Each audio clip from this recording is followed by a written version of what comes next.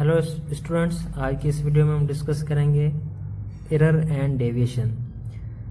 हम chemical lab या chemistry lab में कई तरह के एक्सपेरिमेंट्स, ऑब्जर्वेशंस, कैलकुलेशंस और मेजरमेंट्स करते हैं। अगर उन ऑब्जर्वेशंस, एक्सपेरिमेंट्स, कैलकुलेशन या मेजरमेंट में कोई गलती आए उसे हम कहते हैं एरर। या अगर एक मेजरमेंट किसी एक्यूरेट वैल्यू से कम या ज़्यादा आए उसे हम कहते हैं डेविएशन।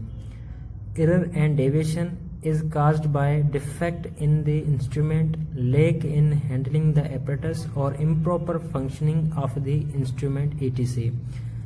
Error and deviation किसी इंस्ट्रूमेंट में खराबी या किसी इंस्ट्रूमेंट या apparatus को अच्छी तरह से हैंडल या इस्तेमाल न करना और किसी इंस्ट्रूमेंट की अच्छे तरीके से काम न करने की वजह से आती हैं।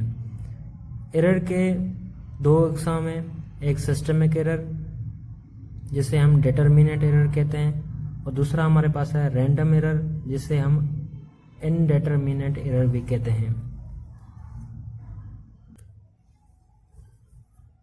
सिस्टमैटिक एरर जिसे हम डिटरमिनेट एरर भी कहते हैं। Error caused by the defect in the analytical method और by the improper functioning of instrument. It can be either avoided और करेक्टेड। किसी भी एनालिटिकल मेथड में खराबी या किसी इंस्ट्रूमेंट का सही तरह से काम न करने की वजह से हमारे पास सिस्टमेटिक एरर्स आती हैं और इस सिस्टमेटिक एरर को हम अवॉइड या दुरुस्त भी कर सकते हैं। एग्जाम्पल है हमारे पास, जैसे in titration if the indicator is not properly prepared then the colour will occur before the equivalent point.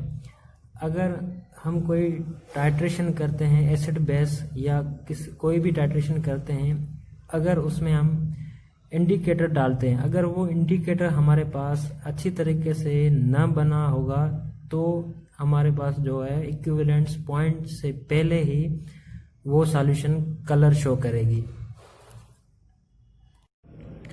ये हमारे पास डायग्राम है, ये हमारे पास है ब्यूरेट, ये कोनिकल फ्लास्क और ये हमारे पास है इंडिकेटर की बोतल।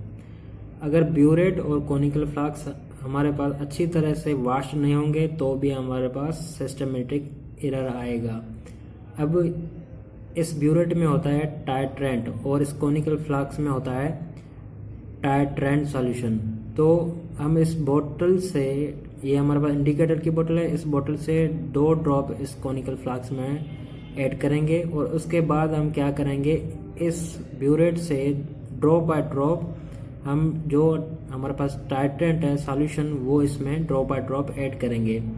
अगर हमारे पास इक्विवेलेंट पॉइंट से पहले अगर इस तरह का कलर चेंज हो जाए तो हम कहेंगे कि हमारे पास जो इंडिकेटर था वो अच्छी तरह से बना नहीं था, वो इंडिकेटर हमारे पास सही नहीं था, इसलिए ये हमारे पास इक्विवेलेंट पॉइंट से पहले ही कलर शो हो गया। तो इसका मतलब है ये हमारे पास आ गई सिस्टमेटिक एरर। अब इस एरर को हम रिमूव या करेक्ट भी कर सकते हैं। कैसे? हम इस इंडिकेटर को दोबारा अच्छी तरह से बनाएंगे और इस हम बोतल और हमारे पास ये ब्यूरेट है, इसको भी अच्छी तरह से वॉश करेंगे तो ये हमारे पास एरर जो है वो करेक्ट हो सकती है। दूसरी हमारे पास है रैंडम एरर जिसे हम इनडिटरमिनेट एरर भी कहते हैं। Error which represent the experimental uncertainty that occur in any measurement. It can not either avoided और करेक्टेड। अगर हम कोई भी एक्सपेरिमेंट कर रहे होते हैं तो उसकी मेजरमेंट में कोई अनसर्टेनिटी आए या बार बार एरर आए उसे हम कहते हैं रैंडम एरर। और इस एरर को हम ना ही अवॉइड कर सकते हैं और ना ही दुरुस्त कर सकते हैं। एग्जाम्पल हमारे पास है, हम अगर कोई भी टाइट्रेशन करते हैं, टाइट्रेशन इसलिए करते हैं ताकि हमें अननोन सॉल्यूशन की कंसंट्रेशन मालूम हो, तो हम ब्यूरेट में 50 सेंटीमीटर क्यूब तक सॉल्यूशन भरते हैं जिसे हम कहते हैं टाइट्रेंट। हम जो है ना ब्यूरेट से रीडिंग मालूम कर रहे होते हैं तो हम ब्यूरेट को 0.1 सेंटीमीटर तक रीडिंग कर सकते हैं, उससे ज़्यादा हम रीडिंग मालूम नहीं कर सकते।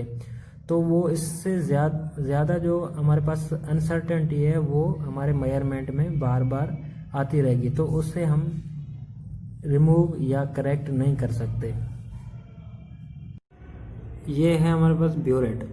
अब इस ब्यूरेट में आप देख सकते हैं ये हमारे पास है 50 ml की, तो हम इसकी जो रीडिंग है वो 0.1 ml तक मालूम कर सकते हैं, उससे ज़्यादा हम मालूम नहीं करते हैं। जैसे हमारे पास सॉल्यूशन है वो, जैसे टाइट्रेंट में हम ये टाइट्रेंट जो हमारे सॉल्यूशन जो इसमें मौजूद है ब्यूरेट में वो पुट करते जाएंगे तो हमारे पास ये रीडिंग्स आती जाएंगी। तो इस रीडिंग को हम 0.1 ml तक काउंट कर सकते हैं, उसके बाद हम नहीं कर सकते। वो जो हमारे पास रीडिंग है इसके बाद वाली वो हमारे पास बार बार आएगी हमारे पास एरर, तो हम उस एरर को हम कहेंगे रैंडम एरर। मोस्टली स्टूडेंट जो है वो कंफ्यूज्ड होते हैं कि ये टाइट्रेशन क्या है, ये टाइट्रेंट और उसके बाद इंडिकेटर ये क्या होता है। ये जो है वो हम करते हैं केमिस्ट्री लैब में परफॉर्म। मोस्टली स्टूडेंट जो फर्स्ट स्टैंडर्ड के हैं वो बहुत ही कम एक्सपेरिमेंट्स परफॉर्म करते हैं। उसकी वजह ये है कि हमारे यहाँ बहुत कम ही प्रैक्टिकल लैब में करवाए जाते हैं, सिर्फ प्रैक्टिकल जर्नल फेयर करवाए जाते हैं और लैब में प्रैक्टिकल परफॉर्म नहीं करवाए जाते। इसकी वजह से स्टूडेंट बहुत ही कंफ्यूज्ड होते हैं और उससे ये पॉइंट्स समझ में नहीं आती। तो मैं ये आपसे गुजारिश करूँगा कि मोस्टली जो आप हैं थ्योरी पे भी तो जाते हैं, उसके साथ साथ जो है वो प्रैक्टिकल भी परफॉर्म करें, क्योंकि प्रैक्टिकल जैसे आप परफॉर्म करेंगे वो आप पे इतनी परफेक्शन आती जाएगी, आप उतनी परफेक्ट होंगे और उतना ही आप में एक्सपेरिमेंट और तजुर्बा आएगा और आप चीज़ों को ज़्यादा और बेहतर तरीके से समझ पाएंगे। तो आप कोशिश करें जो कि आप प्रैक्टिकल जो है वो लैब में फिज़िकली परफॉर्म करें, उसे जर्नल पे फेयर से बेहतर है आप उसे फिज़िकली लैब में जाके परफॉर्म करें, उससे आपको बेहतर अंडरस्टैंडिंग होगी। चलो खैर फ्रेंड्स, अगर आपको ये वीडियो पसंद आई होगी तो मिलते हैं नेक्स्ट वीडियो में। Take care, thank you.